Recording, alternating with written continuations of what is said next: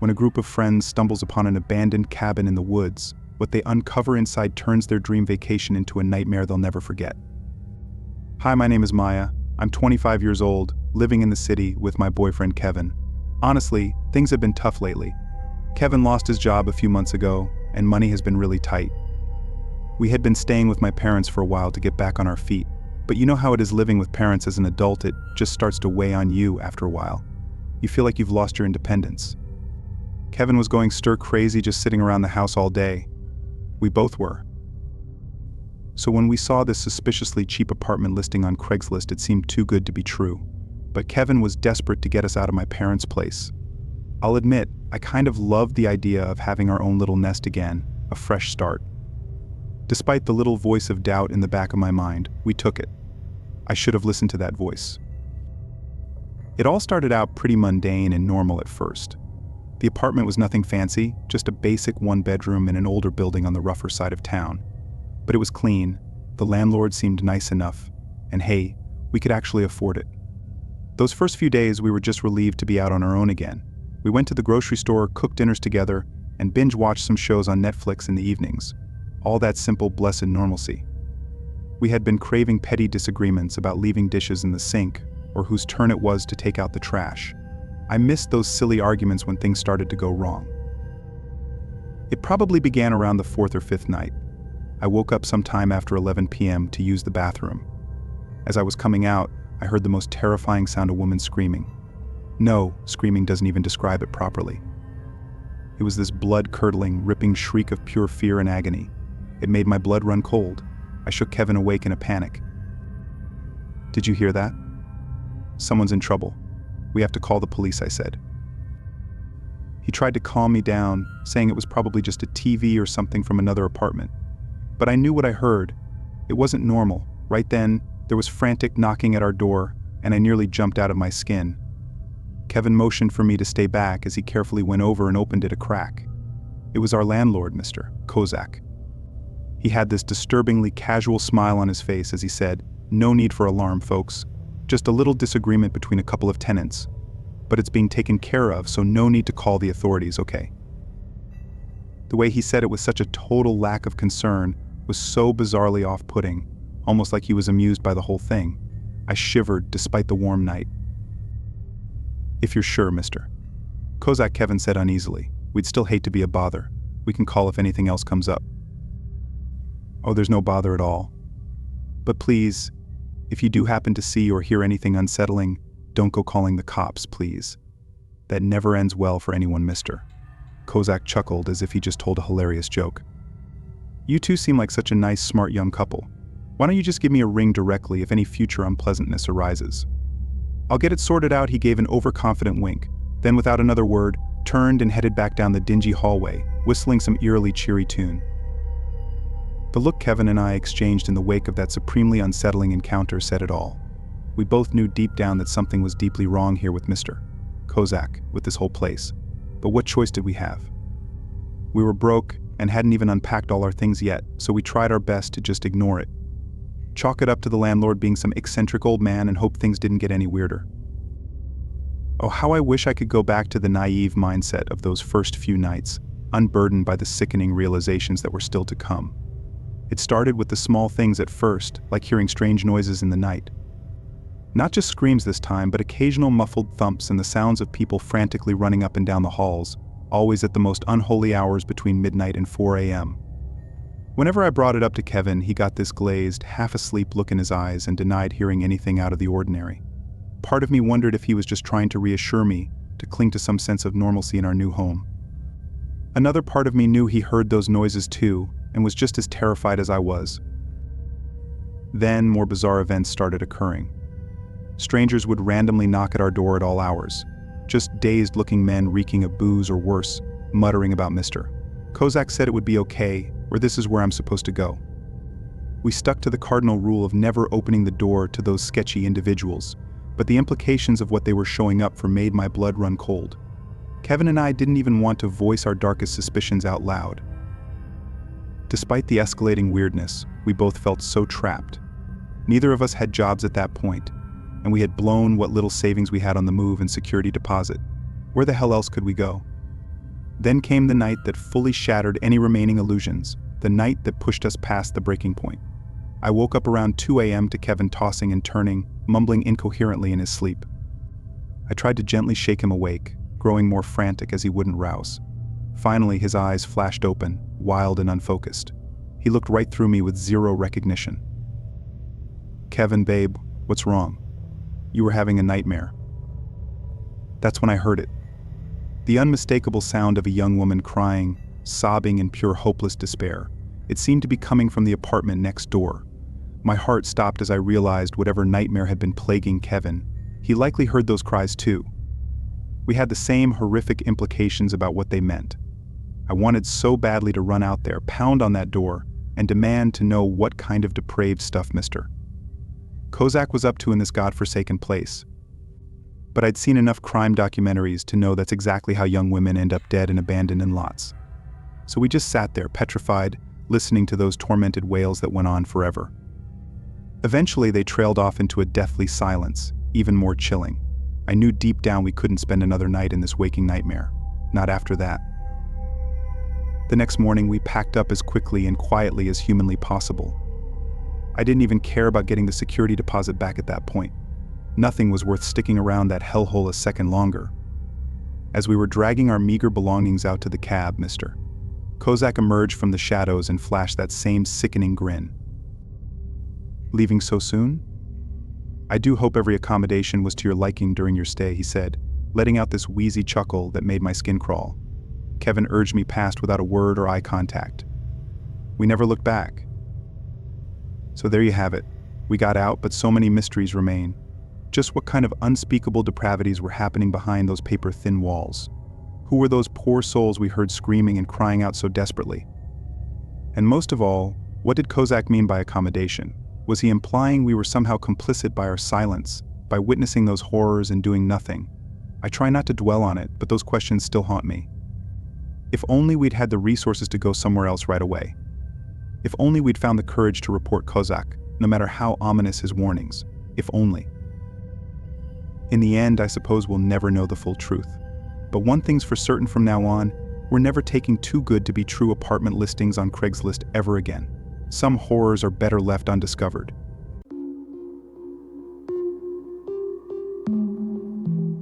Trapped in a remote cabin with a sadistic psychopath, one woman must navigate a harrowing night of terror to survive. I opened my mouth, but the words wouldn't come out. He took a step closer, then another. That's when he pulled something from behind his back, something long and metal reflecting the moonlight. Oh God, it was a gun. Looking back, I should have screamed, tried to run, called the police, anything. But I just lay there paralyzed as this man from Craigslist walked across the room towards me. I squeezed my eyes shut as he leaned over the bed, waiting for him to pull the trigger or plunge a knife through my chest. But he didn't do either of those things. I opened my eyes to find Steve's face just inches from mine. His rancid breath overwhelmed me as his cracked lips parted in a sick grin. Before I could react, he was on top of me, his huge frame pinning me down effortlessly. He laughed as I squirmed and writhed underneath him, like he enjoyed the struggle or something. Then he did something that will haunt me until my dying day. He leaned in and ran the barrel of the gun across my cheek, then down over my lips, letting it linger there as I whimpered before finally pulling it away and pressing the cold steel against my temple. "Do everything I say, and you'll make it out of this alive," he growled. "Understand?" I managed a frantic nod, tears streaming down my face at this point. He pulled me up by my hair, shoving me towards the small bathroom. "Get in the shower," he commanded, motioning with the gun. "And don't think about trying anything funny, or I won't hesitate to put a bullet through your head." I felt utterly humiliated as I stripped off my clothes, Steve's eyes raking over every inch of my bare skin. He ordered me to turn on the water, making me stand there shivering and naked under the stream while he watched from the doorway. Eventually he barked at me to wash myself, and I obeyed, choking back sobs the whole time. Once he was satisfied, he threw a towel at me and told me to dry off. I can't begin to explain the sheer terror that gripped me as I stood there, soaking wet, knowing I was at the complete mercy of this psychopath. Steve ordered me to sit on the edge of the bed, staring intently at me the whole time, as if daring me to make a wrong move. The minutes stretched into an eternity as he paced back and forth, muttering to himself under his breath. Finally, he stopped and looked directly at me with those cold, dead eyes. "Now you're going to do exactly what I say, no questions asked. And maybe, just maybe, I'll let you live." He pointed the gun at my chest again. "Stand up and get dressed. We're going for a little drive." My heart pounded in my chest as I hurriedly pulled on my clothes, praying for some kind of miracle to get me out of this. But deep down, I knew that once Steve had me in his car, there would be no escape. The drive through the deserted streets felt like a surreal nightmare. Steve kept one hand on the wheel and the other on his gun, eyes flicking over to me every so often as if to remind me who was in charge. I had no idea where he was taking me, but the destination didn't really matter. All I could focus on was the gun and the unspoken threat it represented. Finally, Steve pulled into a secluded parking lot and cut the engine. "Get out," he ordered, motioning with the gun. My legs felt like jelly as I climbed out of the car, my mind racing with possible escape plans, all of them ending in a bullet to the head. Steve led me towards a dilapidated building, pushing me inside and down a dark, narrow hallway. My heart sank as we reached a door at the end, and he shoved me inside, locking the door behind us. The room was small and windowless, with a single bare bulb casting eerie shadows on the walls. Steve ordered me to sit on the bed, then began pacing again, the gun never leaving his hand. "You're going to stay here until I say otherwise," he snarled. "Don't try to escape, don't try to call for help. I'll be watching, and if you do anything stupid, I will kill you. Understand?"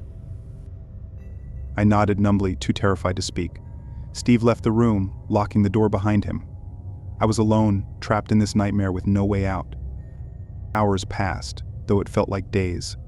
I huddled on the bed, trying to stay calm, but the fear and anxiety were overwhelming. Every creak of the floorboards, every distant sound made me jump, terrified that Steve would come back and carry out his threats.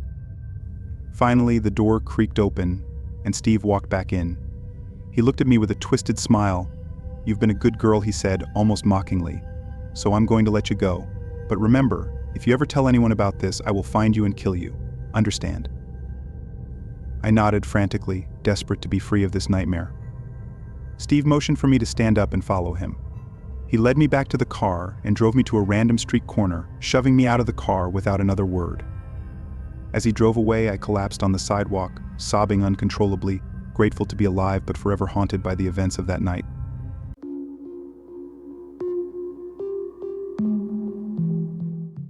What would you do if you found a hidden compartment in your new car, filled with chilling secrets that suggest the previous owner was a monster? Hey, I'm Martin, but some folks call me Hope. I'm 34 and a software developer living in Seattle. Recently, I've been going through a tough time. My girlfriend Jen and I broke up 6 months ago after being together for 5 years. It was messy, and I'm still not over it.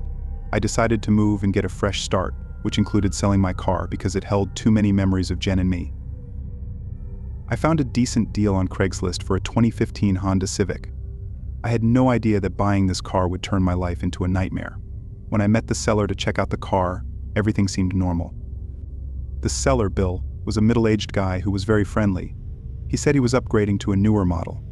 The car looked good, no major dents or scratches. I took it for a test drive, and everything seemed fine. We finalized the paperwork for $8,500, and I drove my new Civic back to my apartment. A few days later, I decided to clean the interior. That's when I made a disturbing discovery. Underneath the back seat cushions, I found a hidden compartment. It was a small door carved into the trunk area, leading to a tiny enclosed space between the rear seats and the trunk. I couldn't understand why a regular car would have something like this, unless it was for a sinister purpose. When I looked inside the cramped compartment, I felt sick. It smelled of stale sweat and something more sinister. Shining my phone's light inside, I saw streaks of dried brown liquid that looked like blood.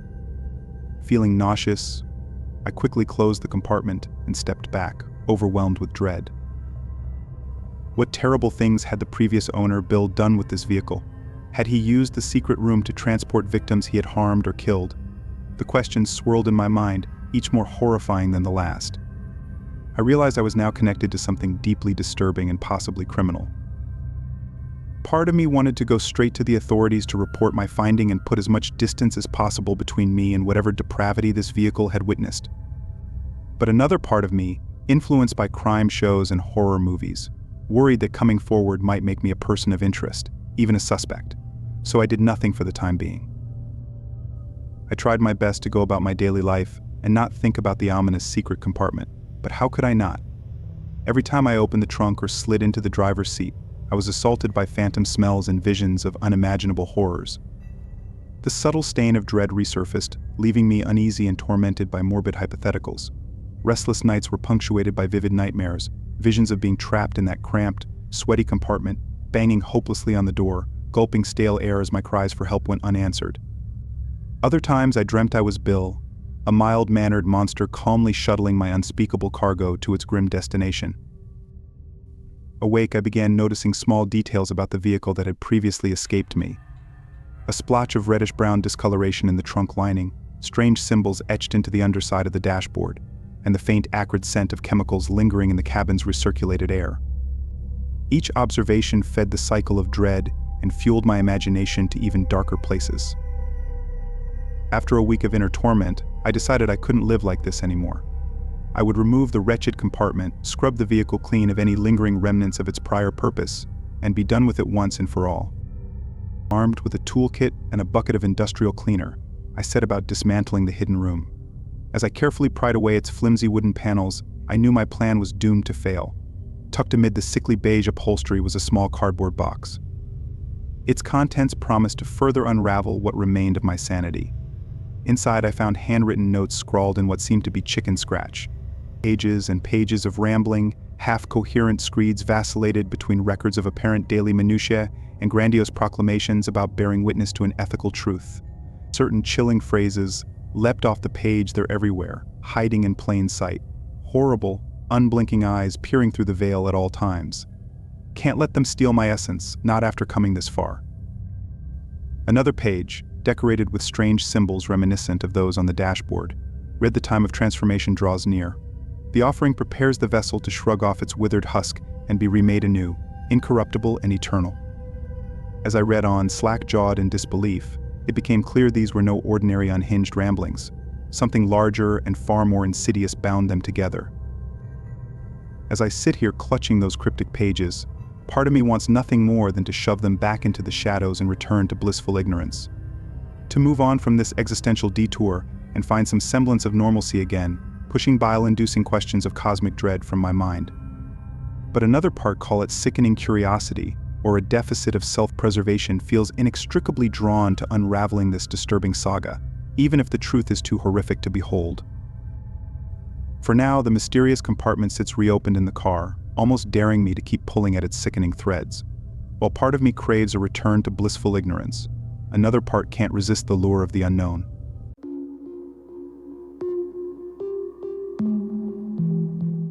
Imagine hearing strange noises in the middle of the night, only to discover something chilling left outside your front door. This happened to me after I posted my address online. You won't believe what happened next. I've been home alone for a few days in an empty apartment. Recently, my boyfriend got a great job offer in another state.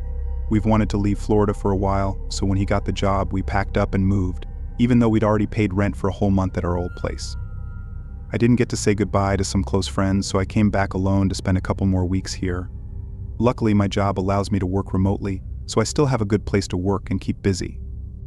The apartment isn't completely empty because I had a big piece of furniture that I decided to sell instead of moving it. I listed it on Craigslist with my address.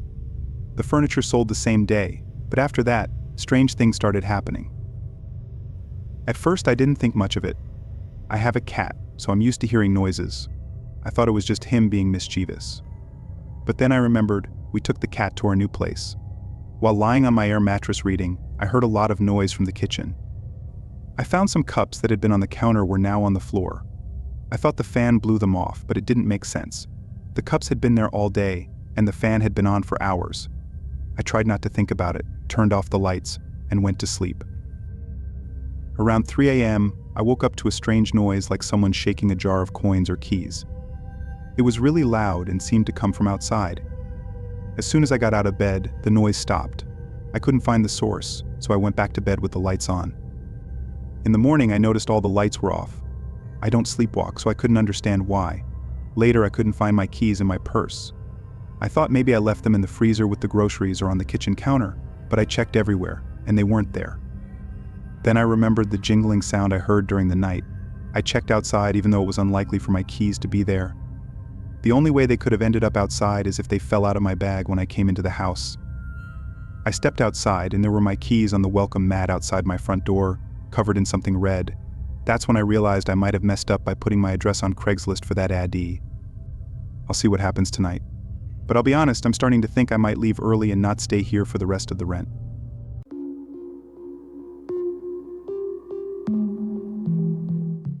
I thought I was just buying a phone, but what I found on it turned my life upside down. Watch as a simple Craigslist purchase leads to a horrifying discovery that will make you think twice about secondhand deals. My current phone has become a bit slow, so I decided to buy a new one from Craigslist.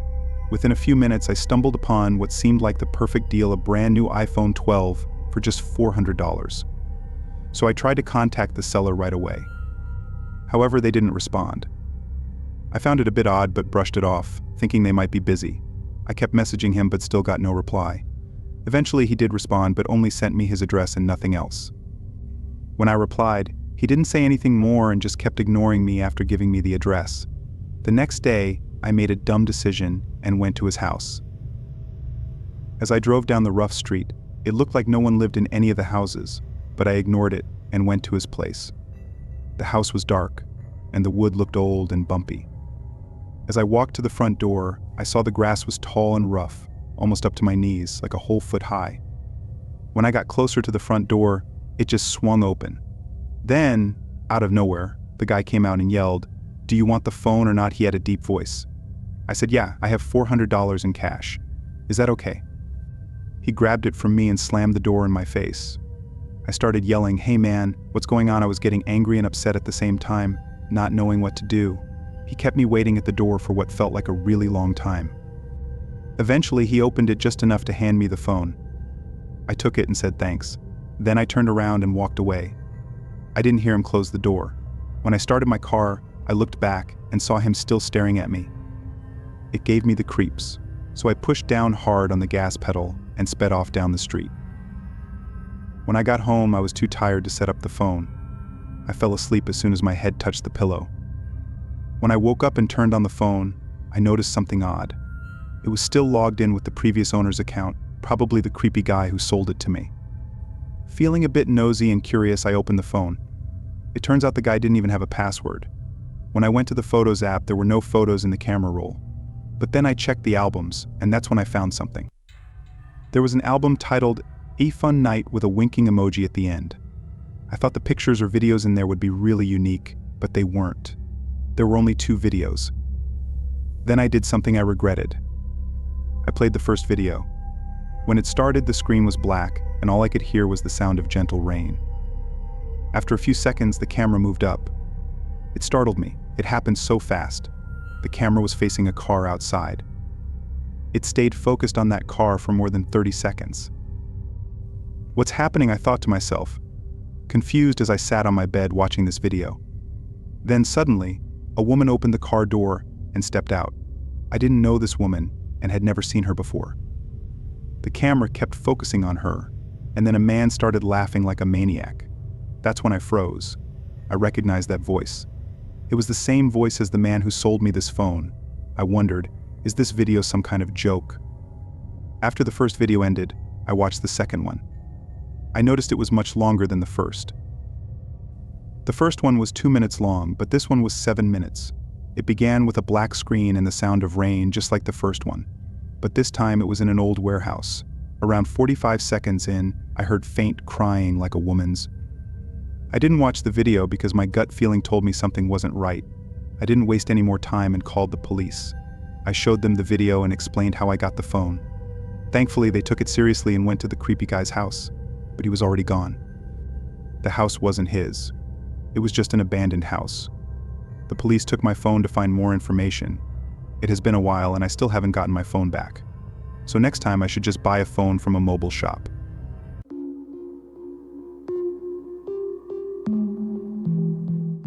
A routine walk in the park turned into a race for survival when I stumbled upon an abandoned cabin and a desperate girl inside. What happened next is straight out of a nightmare. Stay tuned to find out more. I often go for walks around my neighborhood, But this time I decided to explore new territories. One day I found out there's a park a few miles from my house. The park is really big, with lots of trees and open spaces. I'm pretty sure there are more trails than I even know about. As I was walking around enjoying the sights, I spotted the opening of a trail that seemed different from the ones I usually take. It really caught my eye, so without thinking much, I started exploring it. It was getting darker, probably just after 7 o'clock, and because of that, I wasn't planning on going too far from the main path. The park had a rule that everyone needed to leave by a certain time. Also, I didn't want to be alone in the woods when it got dark.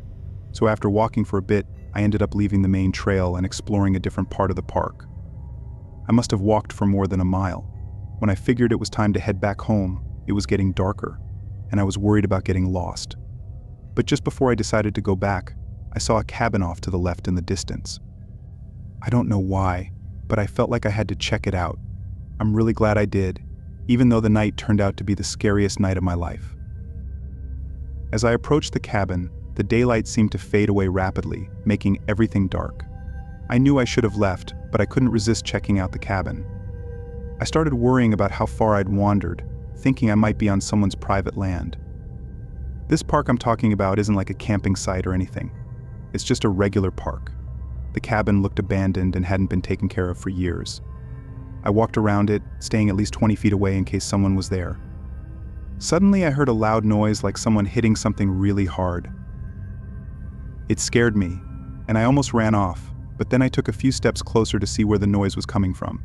When I went to the back of the cabin, I saw a girl about my age in the basement banging on the window and shouting for help. I could tell right away that something was really bad. I ran to her and tried to open the window, but then she looked even more scared and signaled me to be quiet by putting her finger to her lips. I understood right away that she wanted me to stay silent. I saw I couldn't open the window, and I knew I had to do something fast. So I tried to call the police on my phone, but there was no signal. I felt trapped, not knowing what to do. The girl kept looking at the door, and I could tell someone was about to come. I didn't waste any more time. I turned around and ran back towards the trail as fast as I could. My mind was racing, and I knew I had to get to the main path before it got any darker. I didn't look back and just kept running. As I ran, I heard footsteps behind me getting closer. I didn't stop or slow down, just kept running faster. It felt like forever, but I finally reached the main path. The footsteps behind me stopped, but I didn't slow down. I kept running until I got out of the park. Once I was out, I called the police and told them everything. They searched the area and found the girl and the cabin. It turned out she had been kidnapped a few days earlier. I was glad she was safe, but it took me a long time to feel safe myself. Now, I always stick to the main trails and never wander off alone.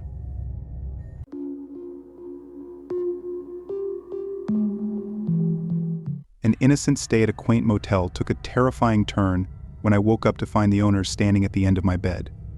Their reason for being there was more bizarre than you could imagine. Don't miss this unsettling tale.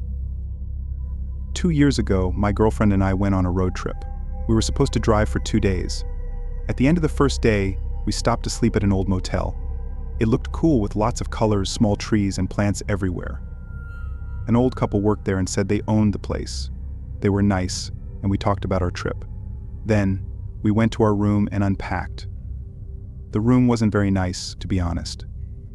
It was old and not updated, but we felt happy staying there because the old couple was friendly, and we wanted to support them. My girlfriend and I watched TV for a while before we got tired. Then, I turned off the TV and lights, and we went to sleep. In the middle of the night, I woke up because I heard footsteps in our room. I was still sleepy, so I looked around but didn't see anything and went back to sleep again. Later, I woke up again feeling like someone was watching me. I looked up and saw the old couple standing at the end of the bed, smiling at me. I felt like I was going to have a heart attack. I asked them why they were there. The old woman said they were just checking if we were sleeping well. I thought they were crazy. My girlfriend said she was calling the police and took out her phone. The old man apologized and said it wasn't necessary, but she called the police anyway. I told the old couple to leave our room. They kept saying sorry and then left. The police arrived within a few minutes. The old couple confessed to entering our room with a spare key, but they still said they just wanted to check if we were okay. This was one of the weirdest things I ever heard. The police asked if we wanted to press charges, but we said no. I felt sorry for them and thought they were just strange. The rest of our trip was good, but now whenever we stay at a hotel, we make sure to check the door twice.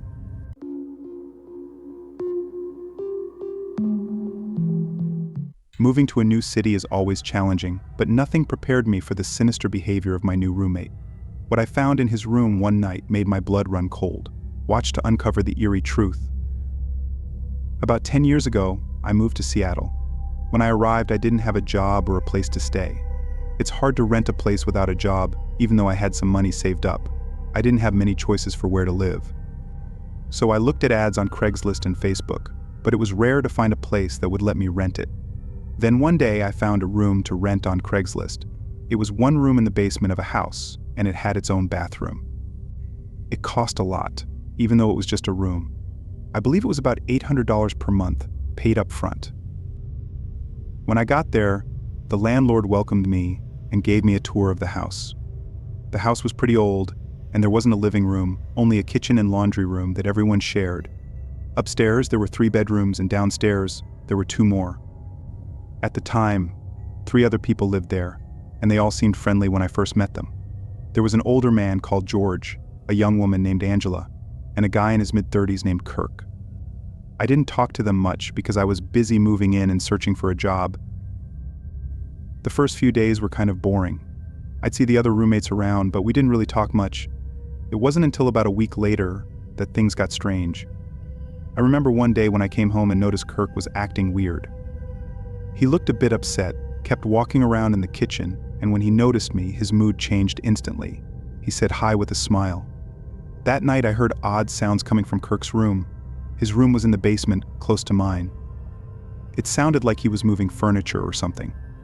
That was definitely a warning sign. In the morning I went to make coffee, and Kirk walked in.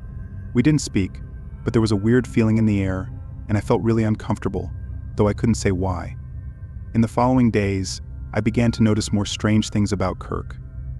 He would often come home late at night, and I could hear him talking quietly to himself in his room. I thought he was on his phone at first, but that didn't seem right. I'm pretty sure he was talking to himself. One night I woke up to the sound of screaming. It was coming from Angela's room. I got out of bed and ran towards the room, but as I got closer, I could hear Kirk's voice, and he was saying something to Angela. I didn't know what to do, so I stayed back and listened. After a few minutes, the screaming stopped, and everything went quiet. I couldn't sleep for the rest of the night. In the morning, I told Angela what happened. She looked really scared and didn't want to talk about it. I knew something was really wrong, but I didn't know what to do. I thought about calling the police, but I didn't have any evidence that something was really wrong. In the following days, Kirk seemed to get even worse. He would get angry over small things. Then about a week later, Kirk stopped coming out of his room altogether. I was starting to worry about my safety and the safety of the other roommates. It wasn't until a few days later that everything got really bad. When I came home from work, I found George sitting on the front porch, looking very upset. He told me he went into Kirk's room to ask him to turn down the music, but he found something really scary.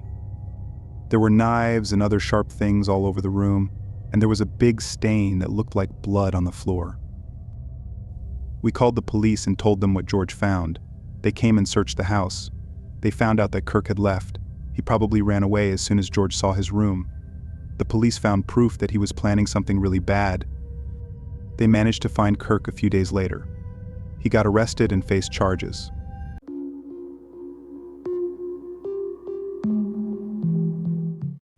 When I put my dining room set up for sale on Craigslist, I never expected it would lead to a life-threatening encounter with a man hiding in my pantry, armed and ready to strike.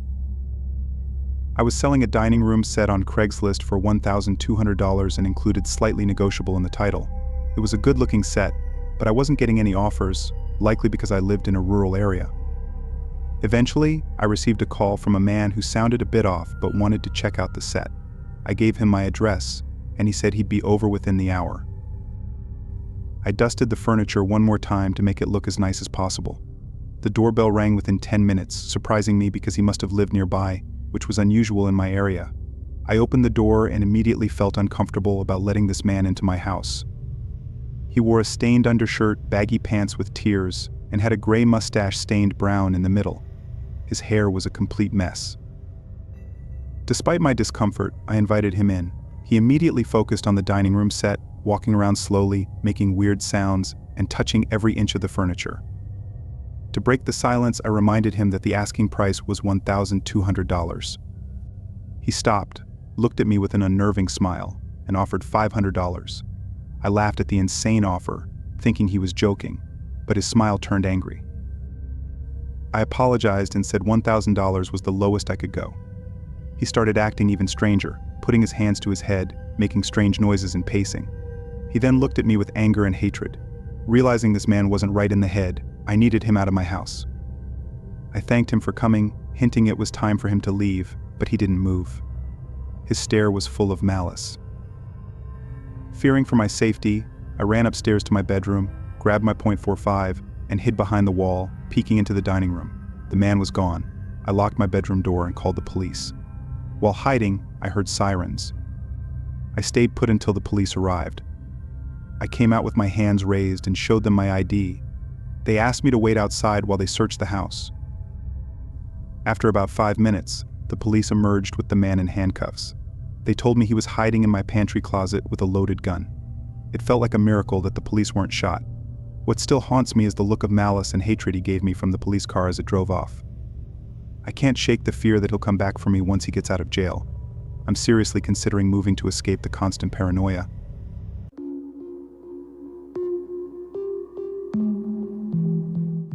Imagine searching for your first apartment on Craigslist and finding yourself in an abandoned house with a menacing stranger leading you to a basement filled with horrors. This happened to Amanda. This is a popular story with my family and most of my friends. Amanda, my brother's girlfriend, was looking for her first apartment and decided to find a roommate online. She found an ad on Craigslist titled "Roommate Wanted Females Only." The listing was for a room in a house for $225 a month, which was cheap for the area. The occupant described herself as a 23-year-old college student uncomfortable living with males. Amanda liked the place, but there was only one photo of the house's exterior. She emailed the occupant and quickly got a reply with details and a time to visit. When Amanda arrived, there was a handwritten note on the front door saying, "Door broken, use back door. The house looked nice but slightly unkempt." She knocked on the back door, and an older man answered, claiming to be the landlord. He said the occupant was out and had asked him to show her around. Amanda felt uneasy as the man, who appeared to be in his 40s and unkempt, showed her the house. Only the kitchen light was on, and there was no furniture. The landlord was irritable, rushing her through the rooms and only letting her look briefly. He refused to open one room, saying it was the occupant's and he didn't want to invade her privacy. Amanda noticed the front door had a plank nailed across it. Feeling increasingly uneasy, Amanda thanked the man and tried to leave. He then insisted on showing her the basement, claiming it was recently furnished. They were in a small hallway near the basement door, which opened outward, creating a barrier. The basement was pitch black, and he motioned for her to go down first. At that moment, Amanda received a text. Thinking quickly, she pretended it was a call from someone outside the house. She excused herself and walked out the back door, sprinting to her car and speeding away. At home, she told her family everything, and they called the police. The Craigslist post had been removed, and the house had been abandoned for over 6 months. In the room the landlord didn't open, police found a pile of dirty blankets, rotten food, and empty jugs. The walls were covered with ripped-up pages from porn magazines. In the basement, they found a thin piece of fishing twine at shin level across the stairs, a broom handle wrapped in leather belts, and a small box with rolls of assorted teeth.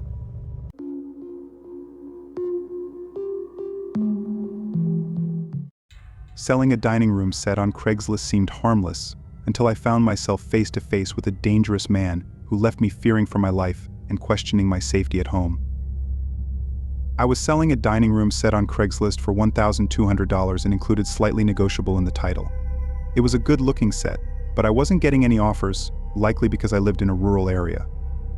Eventually, I received a call from a man who sounded a bit off but wanted to check out the set. I gave him my address, and he said he'd be over within the hour. I dusted the furniture one more time to make it look as nice as possible. The doorbell rang within 10 minutes, surprising me because he must have lived nearby, which was unusual in my area. I opened the door and immediately felt uncomfortable about letting this man into my house. He wore a stained undershirt, baggy pants with tears, and had a gray mustache stained brown in the middle. His hair was a complete mess. Despite my discomfort, I invited him in. He immediately focused on the dining room set, walking around slowly, making weird sounds, and touching every inch of the furniture. To break the silence, I reminded him that the asking price was $1,200. He stopped, looked at me with an unnerving smile, and offered $500. I laughed at the insane offer, thinking he was joking, but his smile turned angry. I apologized and said $1,000 was the lowest I could go. He started acting even stranger, putting his hands to his head, making strange noises and pacing. He then looked at me with anger and hatred. Realizing this man wasn't right in the head, I needed him out of my house. I thanked him for coming, hinting it was time for him to leave, but he didn't move. His stare was full of malice. Fearing for my safety, I ran upstairs to my bedroom, grabbed my .45, and hid behind the wall, peeking into the dining room. The man was gone. I locked my bedroom door and called the police. While hiding, I heard sirens. I stayed put until the police arrived. I came out with my hands raised and showed them my ID. They asked me to wait outside while they searched the house. After about 5 minutes, the police emerged with the man in handcuffs. They told me he was hiding in my pantry closet with a loaded gun. It felt like a miracle that the police weren't shot. What still haunts me is the look of malice and hatred he gave me from the police car as it drove off. I can't shake the fear that he'll come back for me once he gets out of jail. I'm seriously considering moving to escape the constant paranoia.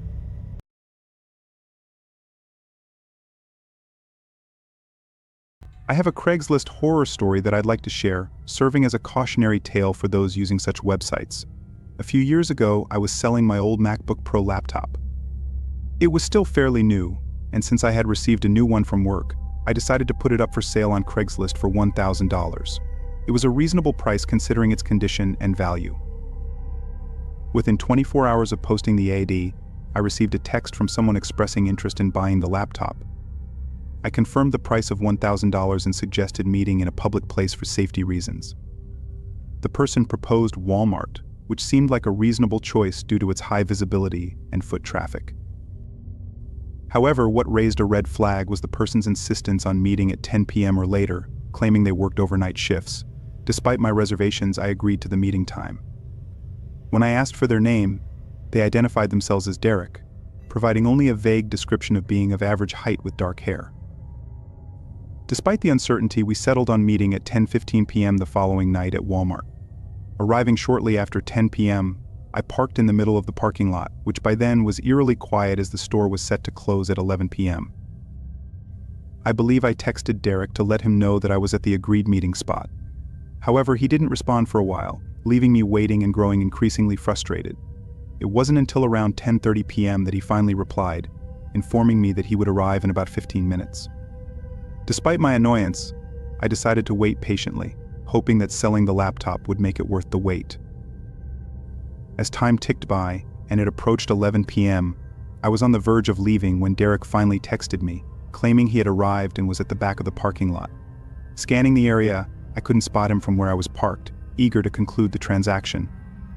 I drove towards the rear of the parking lot, where several cars were scattered randomly. Unsure which one belonged to Derek, I parked in a random spot and asked him again for his location. With no immediate response from Derek, I suddenly spotted a car approaching. Assuming it was him, I watched as it drew nearer, only to realize that the driver and passengers were all wearing black ski masks. Sensing danger, I swiftly drove away, prompting the car to follow me briefly. However, as we reached the front of the parking lot, I noticed a police car stationed there. Seizing the opportunity, I drove towards the police car, prompting the car behind me to make a hasty U-turn in the narrow parking island. Thankfully, the ploy worked, and the suspicious individuals disappeared. Relieved, I drove home and promptly blocked Derek's number. Subsequently, I removed my laptop from Craigslist and opted to list it on eBay instead.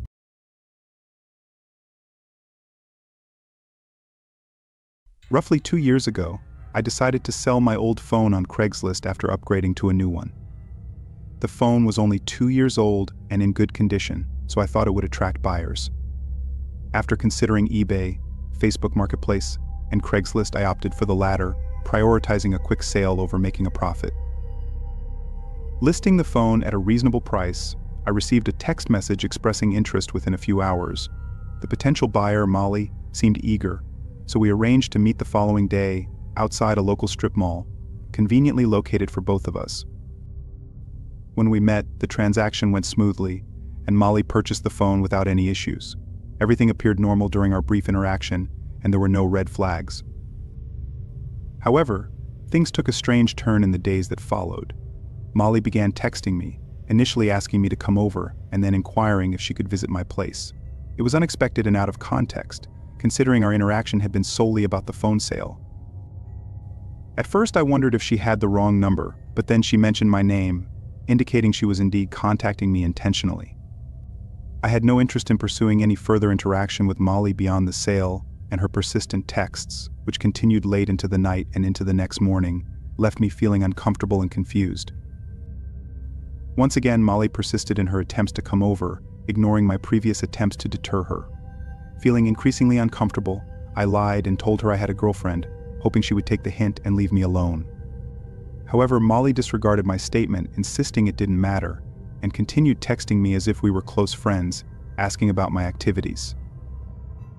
Feeling bewildered by her behavior, I asked her to stop, but she became angry and started hurling insults at me. Frustrated and alarmed, I decided to block her, hoping to put an end to the unsettling situation. Little did I know, the ordeal was far from over. Later that same night, I heard a knock at my front door. Peering through the window, I was stunned to see Molly standing outside. How did she find out where I lived? It was alarming to think she might have followed me home. Reluctantly, I answered the door, intending to firmly tell her to leave. However, as soon as I opened the door, Molly launched into a tirade of curses and refused to leave. Growing increasingly aggressive, she attempted to enter my house. In a panic, I slammed the door shut and locked it, but she persisted, banging on windows and trying to force her way inside. Realizing I needed help, I called the police and waited inside. Molly continued her relentless assault on my home, banging on windows and attempting to open doors. Even when I tried to reason with her through a window, she remained undeterred. Thankfully, the police arrived and were able to intervene, putting an end to Molly's alarming behavior. Subsequently, I obtained a restraining order against her, as I couldn't comprehend why she fixated on me so intensely. I suspected drugs might be involved, but I couldn't say for sure. This experience served as a stark reminder to exercise caution when using platforms like Craigslist or Facebook Marketplace.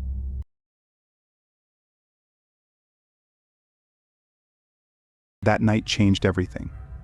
Now every shadow holds their sinister secrets. In 2018, I experienced a divorce that left me with virtually nothing. I relocated to a small home, but it was empty. I lacked furniture, appliances, everything, really. The task of furnishing my place seemed daunting, particularly from a financial standpoint. So I saw this as an opportunity to find discounted items on Craigslist. My main focus was on big-ticket items like a couch and a TV. Finding deals didn't prove difficult. I reached out to a few sellers and made some purchases. During this process, I came across a listing for a TV stand posted for $40. It looked like a typical wooden TV stand. The seller, Matt, however, had specific conditions for pickup. He insisted it had to be after 9 on weekdays due to his work schedule, ruling out weekends entirely.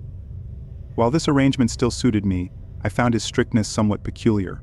I assumed this specificity was why the item hadn't been sold yet. I agreed to pick up the TV stand on a Wednesday at 9:30 p.m. On the appointed day, I confirmed with Matt and received his address. The town he lived in was unfamiliar to me, only mentioned in passing conversations. Soon I understood why. Most of the homes were dilapidated, with aging infrastructure.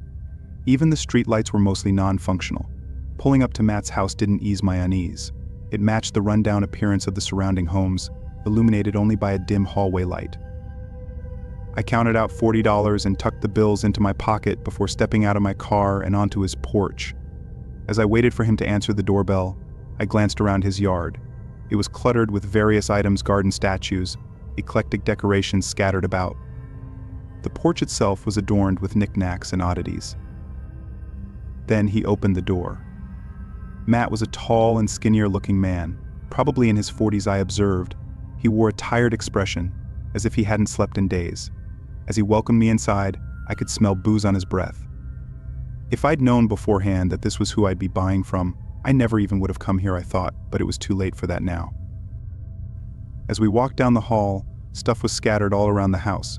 It wasn't like a hoarder's home you'd see on TV, but more like an abandoned house that had been trashed by random teenagers. When we reached the living room in the back of the house, he pointed at the TV stand. The room was barely lit, making it hard to see the condition it was in. "Any chance you could turn on the light for me?" I asked politely. Matt didn't respond, but walked over to the wall and flicked on a small lamp in the corner. It was around this time that I got a really weird feeling that something was wrong. And before I even got to look at the TV stand, I heard someone else behind me. Another man had come around the corner, standing next to Matt. He didn't say hello or anything, just watched me. I was really unsure what to make of this and didn't want to overreact right away, but I was also getting really uncomfortable as that eerie feeling only grew larger. I was standing there trying to think of what to say or do, but then Matt walked past me and stood in front of the TV stand. They were now on either side of me, facing me and not speaking. Several long seconds passed as nobody spoke or moved. Before I quickly walked past the other guy and down the hallway toward the front door, I made a hasty exit. As I left, I heard them laughing in the room behind me, like this was funny, and as I got halfway to my car, the front doors slammed shut. I can't even find any reasons for what occurred that night or what those two guys were trying to do. Maybe it was just some sick joke they were pulling, trying to get me to freak out, or maybe it was something more sinister. I don't plan on finding out, though.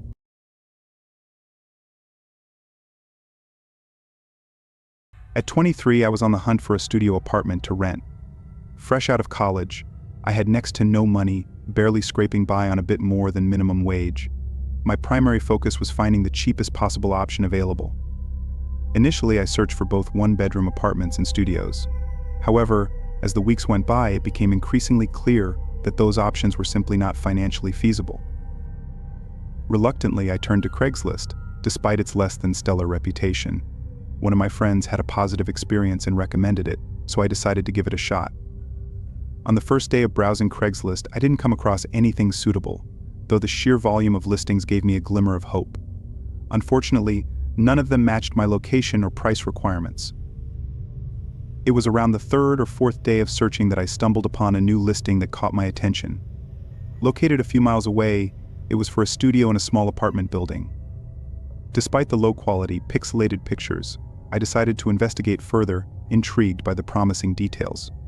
I reached out to the owner, who responded promptly, and we arranged a tour for later that evening at 7.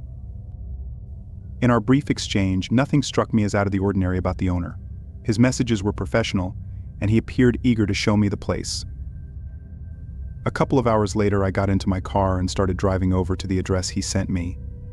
It's worth noting that I was aware beforehand that this wasn't a particularly nice area of our city, but it was the most affordable. Honestly, I didn't think it was too bad, although looking back, perhaps I was just being naive because it seemed like my only option.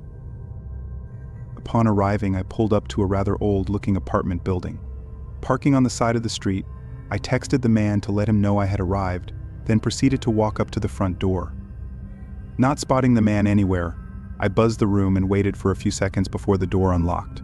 Stepping inside, I was greeted by a staircase in the middle and 2 rooms on either side. Before I could even glance at the room numbers, a voice echoed from somewhere above the staircase, informing me that they were on the 3rd floor. Assuming the man was addressing me, I began ascending the stairs. However, I couldn't shake the growing sense of unease at his absence from the door, especially considering how professional he had been in our text exchanges. Upon reaching the top of the steps, I found myself in a small hallway with 2 doors, one of which was open. I walked over and peered inside, only to find a man standing a few feet away, looking back at me. He greeted me warmly, shook my hand, and invited me inside. Yet my confusion was immediate. The place was clearly inhabited, with a couch, TV, chairs, and even food on the counters. It was unmistakably lived in. "Does someone else live here?" I asked kindly. The man quickly replied with a short laugh and said, "No one lived here and everything would be gone by tomorrow." I smiled and said, "Okay, though that response didn't sit right with me." He started leading me further in, pointing out features of the place. But it suddenly dawned on me that this wasn't even a studio. There were multiple doors, surely leading to other rooms. This was at least a 1 or 2 bedroom apartment. and there was no way the price could be what he said it was. It seemed like he noticed my suspicions as he stopped what he was saying and moved toward the hallway. He opened one of the doors that clearly led to a bedroom and started telling me to take a look inside. But before I could answer, we were interrupted when my phone chimed. I pulled it out of my pocket and checked who it was. My face went pale, seeing it was from the man from Craigslist asking where I was. I looked up in horror, realizing what had happened, and I could tell that whoever this guy was in front of me knew that I'd figured it out. This terrifying moment passed, and the guy didn't move or say anything. He just stood and looked at me with a blank stare. After a moment, I hurried out of there and down the stairs, not hearing the guy follow. I got in my car and left, feeling horrified. I never even texted the actual man back, as I was no longer interested in staying anywhere near that place. And I didn't know if maybe he was in on it too, somehow. But whoever that guy was who lured me into his home was so close to being able to probably abduct me. I don't know. And I don't even want to know. But I never opened Craigslist again after that night.